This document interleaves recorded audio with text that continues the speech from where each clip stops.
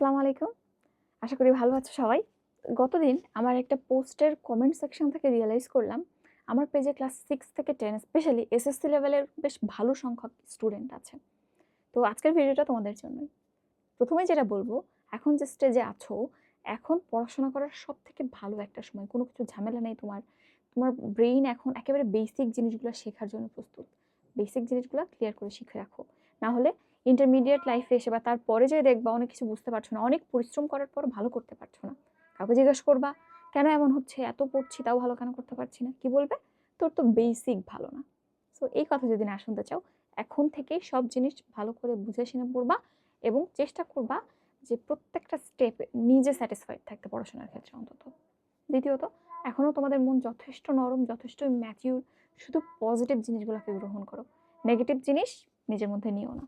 তৃতীয়ত, এখন অনেকে প্রশ্ন করে যে এখন থেকে কিভাবে আমি অ্যাডমিশনের প্রিপারেশন শুরু করতে পারি, মেডিকেলে পড়তে চাই কিভাবে পড়বো, বুয়েটে পড়তে চাই এখন থেকে কিভাবে প্রিপারেশন নিই।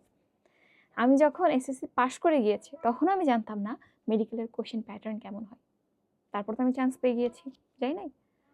তো এখন এই জিনিস মাথায় নেওয়ার দরকারই নাই। তুমি একেবারে বেসিক জিনিসগুলো শিখতে থাকো। তোমার ম্যাথ ভালো লাগবে, ম্যাথ একটু বেশি করে পড়ো, বাট অন্য সাবজেক্টগুলো অবহেলা করা যাবে না। কারণ তুমি জানো না যে অ্যাকচুয়ালি তোমার ভাগ্য কোথায় লেখা আছে, বা 2 বছর পর তোমার প্যাশনটা এই সেক্টরে থাকবে কিনা, বা তোমার বাবা মাও চাবে কিনা যেখানে তুমি পড়ো। অবশ্যই নিজের প্যাশন আগে, বাট অনেক কিছু, অনেক আশেপাশের জিনিস আমাদের পরবর্তীতে দেখবে ইনফ্লুয়েন্স করবে যে আমি কি মেডিকেল পড়তে চাইতাম, 2 বছর পর হয়তো আমি আর চাচ্ছি না, এখানে অন্য কিছু চাচ্ছি। তাছাড়া ভাগ্যের একটা পরিকল্পনা থাকেই। সুতরাং প্রত্যেকটা সাবজেক্ট সমান গুরুত্ব দিয়ে পড়বা এবং অলওয়েজ ফোকাস করবা যাতে করে তুমি যেখানে যে ফিল্ডেই থাকো না কেন সেই ফিল্ডে যাতে ভালো করা যায়। যেটা হোক পড়াশোনা বা স্পোর্টস বা গান, আবৃত্তি, গল্প, কবিতা, যে সেক্টরে তুমি কাজ করো না কেন, এখনই সময় নিজেকে গড়ে তোলার। ইন্টারমিডিয়েট লাইফে বা তারপরে ভার্সিটি লাইফে এসে নতুন করে কিছু শেখার সুযোগ, সময় বা ওই পরিস্থিতি পরিবেশটা আর থাকে না। সুতরাং নিজেকে সময় দাও। এখন সবথেকে বড় সমস্যা তোমাদের ফোন অ্যাডিকশন। আমি তোমার জায়গায় যদি হইতাম, আমি উইশ করতাম যেন আমার কাছে কোনো ফোন না থাকে।